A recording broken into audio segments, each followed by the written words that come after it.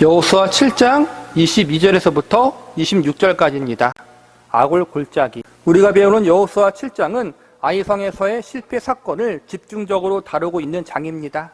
아이성의 실패의 가장 큰 원인은 아간이라는 사람의 범죄 때문이었습니다. 우리는 지난 시간 아간 한 사람의 범죄가 그의 가족을 비롯해 이스라엘 민족 공동체에 얼마나 안 좋은 영향을 미쳤는가 배웠습니다. 오늘 본문에는 아골 골짜기라는 곳이 나옵니다. 성경에 보면 이스라엘 백성들이 민족의 여러 역사적인 사건을 기념하기 위해 특정 장소와 지역에 의미 있는 이름들을 붙이는 장면들을 발견할 수 있습니다.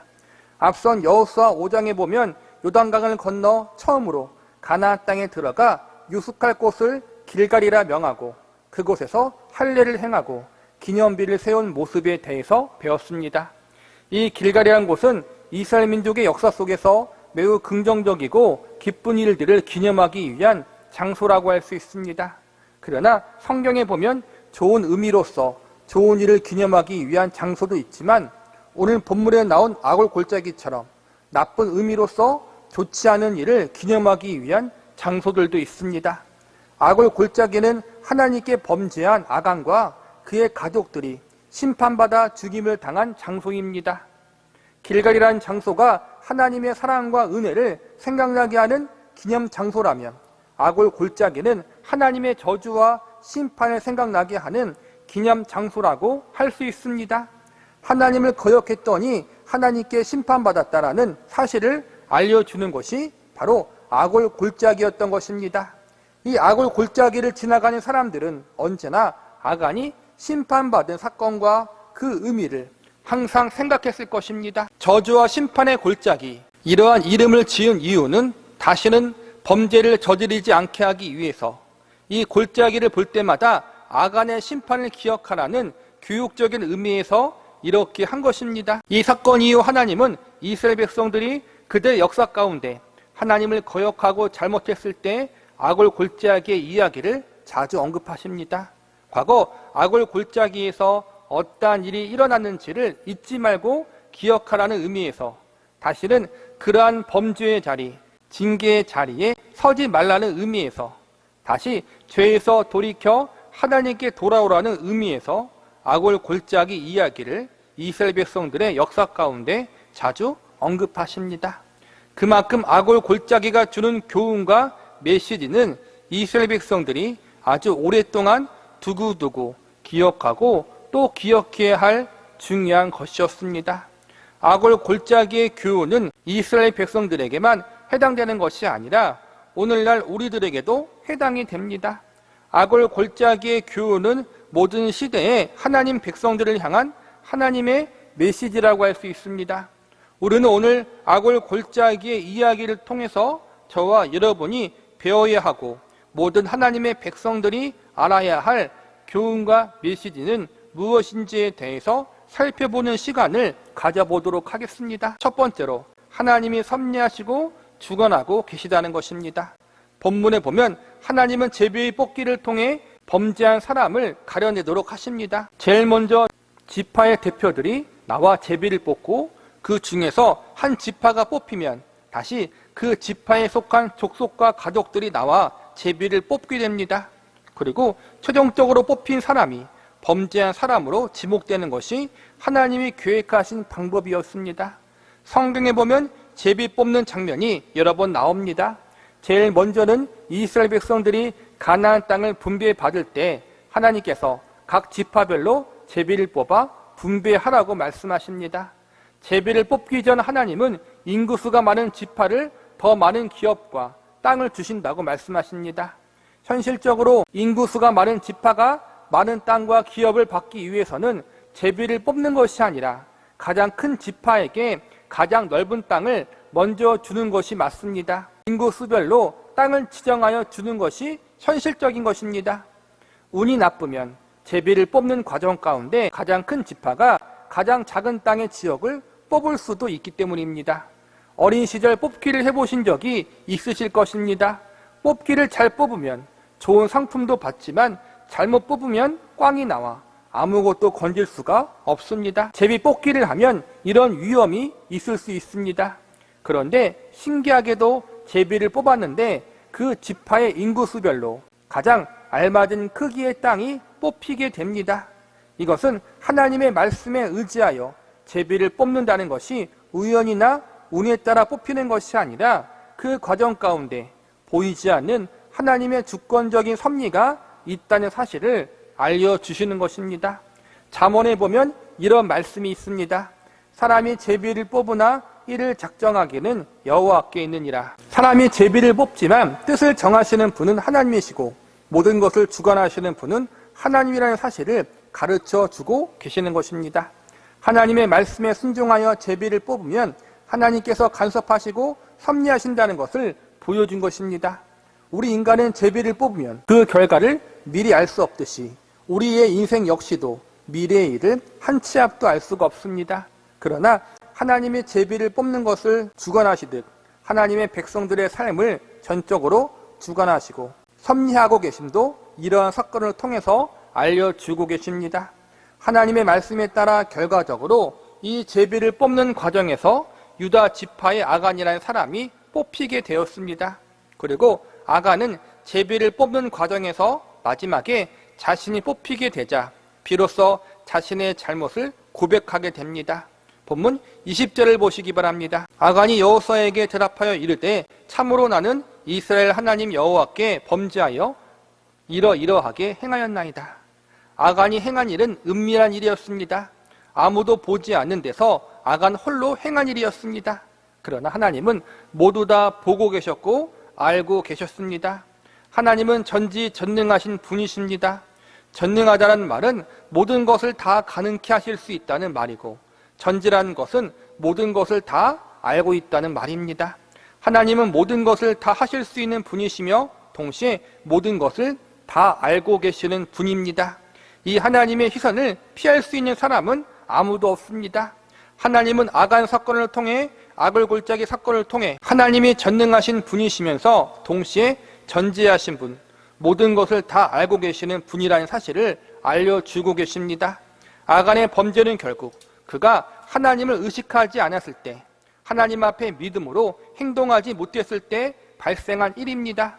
즉 하나님 앞에 인생을 살지 않았을 때 범죄하게 되었다는 것입니다. 저와 여러분의 삶이 언제 어디서나 하나님 앞에 있다는 사실을 잊지 마시기 바랍니다. 하나님이 보고 계십니다. 하나님이 우리 가운데 계십니다. 그러므로 언제 어디서나 우리는 하나님을 의식하는 삶을 사실 수 있기를 바랍니다. 우리는 하나님을 의식하는 삶을 살아야 합니다.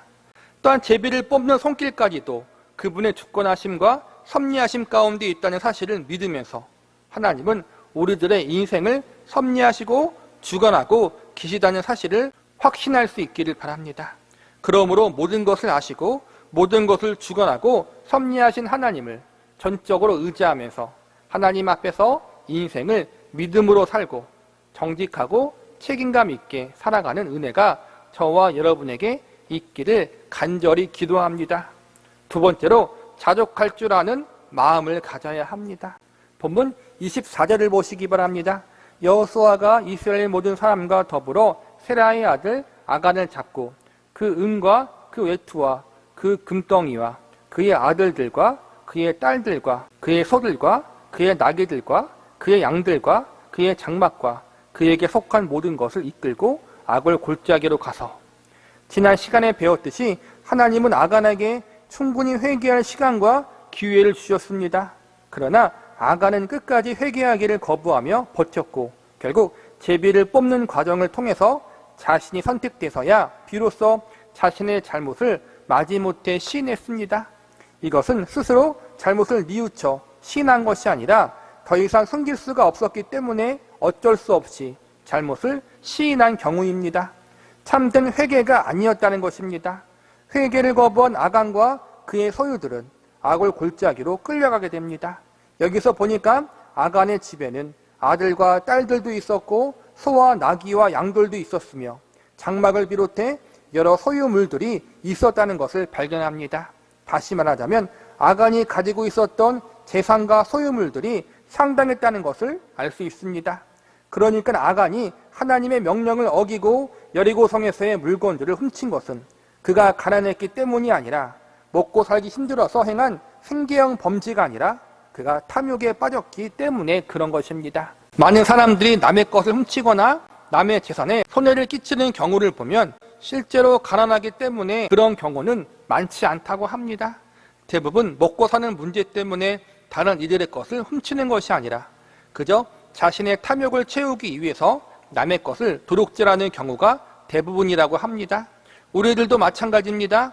하나님 앞에 물질에 관련되어 바르게 살지 못하는 경우를 보면 대다수가 정말로 가난하기 때문이 아니라 자신의 욕심과 탐심 때문임을 발견하게 됩니다. 먹고 사는데 지장이 없음에도 불구하고 자신의 잘못된 소비 습관과 자신이 버려놓은 여러 문제들을 해결하기에 급급해서 하나님 앞에 마땅히 드려야 하고 섬겨야 할 물질적인 부분들을 외면하는 경우가 너무나도 많이 있습니다. 실제로 주변에서 내가 감당할 수 있는 물질 이상을 소비하며 내 분수에 지나친 소비 생활을 하다가 항상 물질로 어려움을 당하는 경우들이 많이 있는 것을 종종 목격하기도 합니다. 그래서 다른 사람들보다 돈은 잘 버는데도 불구하고 항상 어렵다, 항상 힘들다라고 말하는 분들이 생각보다 많이 있습니다. 우리는 이러한 점을 조심해야 합니다. 아간의 이야기는 우리의 이야기가 될 수 있습니다. 첫 인류였던 아담과 하와도 탐욕에서 자유로울 수가 없었습니다. 하나님이 에덴 동산의 모든 것을 다 주셨고 오직 선악을 알게 하는 열매만 만지지 말고 먹지 말라고 말씀하셨습니다. 99개의 풍성한 모든 것을 다 가지고 있었지만 자신들이 가지지 못한 한 개, 미련을 버리지 못하고 욕심을 낸 결과 그들은 결국 돌이킬 수 없는 범죄의 자리에 서게 됩니다. 하나님이 자신들에게 주신 것을 감사하지 못하고 자신들이 가질 수 없는 것에 마음을 빼앗긴 그들은 결국 하나님을 거역한 자리에 서게 됩니다. 물질뿐만 아니라 다른 모든 것들도 마찬가지입니다. 시간과 재능, 건강 등 우리는 하나님이 지금 우리에게 주신 형편에 감사할 줄 아는 사람들이 되어야 합니다. 그리고 더불어 내가 가진 현재의 것으로 하나님을 섬기고 교회를 섬기고 이웃을 섬길 수 있는 사람들이 되어야 합니다. 사도 바울은 모든 상황 가운데 자족하기를 배웠다고 말했습니다. 가난해도 부해도 높아져도 낮아져도 그 속에서 자족할 줄 아는 비결을 배웠다라고 말했습니다. 우리 역시 풍부와 궁핍 모든 처지에서 자족할 줄 아며 모든 상황 속에서 감사함으로 하나님의 말씀에 순종하며 기쁨으로 하나님을 섬길 수 있는 자리에 설 수 있어야 합니다. 풍부할 땐 나누어 줄 수 있는 기회고 가난할 땐 기도할 기회요 노력할 기회입니다. 모든 형편이 하나님 앞에 믿음으로 행할 수 있는 기회입니다. 하나님께서 현재 주신 은혜에 감사하며 자족할 줄 아는 사람들이 될 수 있기를 바랍니다. 하나님께서 주신 은혜를 만족할 줄 모르고 욕심이 이끄는 대로 행하면 자신은 물론이고 가족들과 이웃들까지 내 주변의 사람들과 내가 속한 공동체도 고통받을 수 있다는 사실을 아간의 사건을 통해서 명심하시기 바랍니다. 아골 골짜기의 사건을 통해 모든 상황과 처지에서 하나님 앞에 감사하면서 자족함으로 하나님께 영광 돌리며 내 주변 사람들에게 덕을 끼치는 여러분이 되시기를 바랍니다. 세 번째로 하나님 말씀을 거부하면 안 된다는 사실을 알려주십니다. 본문 23절을 보시기 바랍니다. 그들이 그것을 장막 가운데에서 취하여 여호수아와 이스라엘 모든 자손에게 가지고 오매 그들이 그것을 여호와 앞에 쏟아 놓으니라. 자신의 탐욕을 채우기 위해서 은밀하게 훔쳤던 모든 것은 결국 하나님께 다시 돌아왔습니다. 여리고 성에서 얻은 것은 하나님께 다 바치라고 하신 그 말씀 그대로 성취가 된 것입니다. 아간이 탐내서 숨겼지만 하나님의 것이기에 하나님께로 돌아가게 됩니다. 하나님 말씀 듣기를 거부했던 아간은 결국 심판을 당함으로 하나님 말씀이 이루어지는 것을 목격합니다. 하나님의 말씀대로 하나님의 것은 하나님께로 다시 돌아가고 그것을 중간에 훔쳤던 아간은 하나님 말씀대로 심판과 징계를 받게 됩니다. 결국 하나님의 말씀은 이루어졌습니다. 하나님의 말씀을 믿음으로 순종하면 은혜로 그 말씀의 성취에 참여하게 되지만 반대로 불순종하면서 심판과 징계로 그 말씀에 참여하게 되는 것입니다. 아간의 가장 큰 죄는 하나님 말씀을 거부했다는 것입니다. 제일 먼저는 하나님의 것에 손대지 말라는 말씀을 거부했고 그 다음은 하나님께 회개하기를 거부했다는 것입니다. 본문 25절과 26절을 보시기 바랍니다. 여호수아가 이르되 내가 어찌하여 우리를 괴롭게 하였느냐, 여호와께서 오늘 너를 괴롭게 하시리라 하니 온 이스라엘이 그를 돌로 치고 물건들도 돌로 치고 불사르고 그 위에 돌 무더기를 크게 쌓았더니 오늘까지 있더라. 여호와께서 그의 맹렬한 진도를 그치시니 그러므로 그곳 이름을 오늘까지 아골 골짜기라 부르더라. 아간을 향한 하나님의 심판과 징계는 그가 죽임을 당하는 것이었습니다. 그냥 죽임당하는 것이 아니라 돌로 치고 불로 살라버리는 것입니다. 그의 심판과 징계의 과정은 모두 공개되었습니다. 모든 이들이 보는 가운데 그는 심판과 징계를 당하게 됩니다. 하나님이 아간을 공개적으로 심판하게 하신 것은 모든 사람들에게 경계가 되도록 하기 위해서입니다. 누구든지 아간과 같은 죄에 빠지지 않도록 하나님 말씀을 거부하고 탐욕대로 살면 결국은 망하게 된다는 것을 모든 백성으로 깨닫게 하기 위해서 공개적으로 심판하셨던 것입니다. 아간이 심판받았다는 말씀을 읽을 때 아간이야말로 심판받아 마땅하다고 단정 지으면 안 됩니다. 우리들도 얼마든지 아간이 될 수 있다는 사실에 경각심을 가지고 자신을 점검하면서 경계를 삼아야 합니다. 아골은 괴로움이라는 뜻을 갖고 있습니다. 하나님의 은혜로 승리의 곳이 될 장소가 하나님의 말씀을 거부했다가 괴로움의 곳이 되었으므로 아골 골짜기라고 부르게 되었던 것입니다. 사람들이 그 골짜기를 지날 때마다 또한 아골 골짜기라는 이름을 듣거나 말할 때마다 하나님의 말씀을 거역하면 아간처럼 괴로움을 당하게 되고 고통을 당하게 된다는 사실을 배우게 될 것입니다. 말씀을 마무리하겠습니다. 아골 골짜기는 심판과 저주의 골짜기입니다. 그러나 이 아골 골짜기를 기념하게 하신 것은 이스라엘 백성들을 사랑하신 하나님의 마음에서부터 시작되었다는 사실을 우리는 알아야 합니다. 다시는 그러한 죄를 짓지 않도록 따끔하게 하나님이 혼내시고 사랑의 채찍질을 하신 것입니다. 실제로 여호수아기에 보면 이 아골 골짜기의 사건 이후 이스라엘 백성들은 하나님 앞에 크게 범죄하지 않았습니다. 하나님이 징계하신 것은, 하나님이 혼내시는 것은 자녀가 잘못된 길로 가지 않게 하기 위한 부모의 사랑의 매라는 사실을 우리는 알아야 합니다. 상사람들을 보면 죄를 짓고도 잘 되는 경우들이 있습니다. 그러나 하나님의 백성들은 그러지 않습니다. 죄를 짓고도 잘 되면 그것은 하나님이 그를 멸망시키기로 작정하셨기 때문이라고 여기시면 됩니다. 그러나 하나님의 택한 백성들은 죄를 지으면 혼이 나고 매를 맞습니다. 멸망의 자리까지 가게 하지 않기 위해서 하나님이 간섭하신 것입니다. 그러니 아골 골짜기는 저주와 심판의 골짜기인 동시에 하나님 백성들을 고치시고 올바르게 인도하시려는 하나님의 사랑의 마음이 보여지는 훈육의 골짜기라는 사실도 알아야 합니다. 하나님께서 하나님 백성들과 자녀들을 가만히 놔두지 않으십니다. 하나님의 백성이기 때문에 그렇습니다. 아골 골짜기의 사건을 통해서, 아간의 사건을 통해서 우리를 잘못된 길로 가지 않도록 훈육시키시고 사랑의 매로 가르치시는 하나님의 마음을 알아갈 수 있기를 바랍니다. 때리시고 혼내시면서 우리를 죄악의 길에서 벗어나게 하시려는 하나님의 그 사랑을 깨달을 수 있기를 바랍니다. 우리는 모두 아골 골짜기에서 돌에 맞아 죽어야 하고 불에 태움받아 죽임을 당해야 마땅한 죄인들입니다. 우리는 하나님의 말씀을 거역했고 하나님을 외면했으며 자족하거나 감사할 줄 몰랐습니다. 늘 내 욕심과 욕망을 채우기 위해서 아둥바둥 설치며 살았던 존재가 바로 저와 여러분이었습니다. 그런데 하나님께서는 저와 여러분이 받아야 할 아골 골짜기의 저주와 심판을 예수님에게 대신 전가시키셨습니다. 그분이 우리가 받아야 할 죽음의 징계를 대신 받으셨습니다. 저와 여러분은 하나님 앞에 아간과도 같은 본질상 심판의 대상들이었습니다. 그러나 예수님 때문에 용서받고 다시 하나님 앞에 설 수 있는 존재가 되었다는 사실을 잊지 마시기 바랍니다. 아간은 자랑할 것이 없습니다. 아간은 실패자요, 불순종자요, 죄인입니다. 저와 여러분이 딱 이런 존재들입니다. 우리도 자랑할 것이 없습니다. 그러니 하나님 앞에 겸손하시기 바랍니다. 하나님과 예수님만 자랑하실 수 있기를 바랍니다.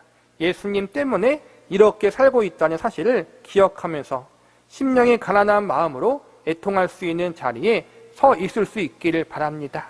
그리고 그 애통은 절망의 애통이 아니라 나 같은 죄인 살리신 주님의 은혜와 사랑이 너무 놀랍기 때문에 생긴 감사의 애통함이 되고 감격의 애통이 될 수 있기를 바랍니다. 악을 골짜기는 괴로움의 골짜기요 저주와 심판의 자리였습니다. 우리 역시 하나님을 거역하면서 이러한 괴로움과 징계의 자리에 있었던 존재들이었습니다. 그러나 하나님께서 우리를 예수 그리스도의 생명을 주고 그곳에서 건져내어 주셨습니다. 악을 골짜기 같은 내 인생 가운데 직접 찾아오셔서 이 악을 골짜기의 인생이 기쁨과 감사와 찬양의 인생이 되도록 은혜를 내려주셨습니다. 나에게 이 모든 놀라운 은혜와 사랑을 부어주신 하나님을 늘 경외하며 일평생 감사함으로 겸손히 믿음으로 살아갈 수 있는 저와 여러분이 되시기를 바랍니다.